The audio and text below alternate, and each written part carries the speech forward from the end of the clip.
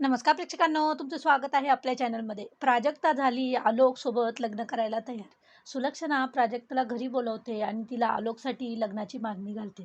पण हे काय प्राजक्ताला पटत नाही आणि ती सुलक्षणाला म्हणते, "तुम्ही तर सरळ-सरळ माझ्यासोबत सौदा करताय." सुलक्षणा म्हणते, "नाही प्राजक्ता, मी फक्त आलोकच्या भविष्याचा विचार करते."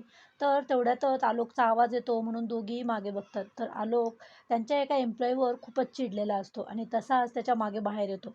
प्राजक्ता हे बघून तर अजूनच घाबरते. तर तेवढ्यातच तिथे आरव येतो आणि आरव आलोकला सांभाळतो. इकडून सुलक्षणा आलोकला आवाज देत असते. तर आरव म्हणतो, "आई थांब, मी बघतो." तर आरव कसा तरी आलोकला थोडा शांत करतो. तर आलोकचं हे सगळं रूप बघून प्राजक्ता तिथून निघते. म्हणते, "मी अशा माणसाशी नाही लग्न करू शकत."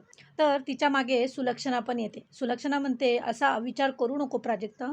सूर्यवंशीच्या घरी सून येणारी मुलगी इथे खूप आनंदात राहील. सगळं सुख तिच्या पायाशी लोटांगण घेत असेल."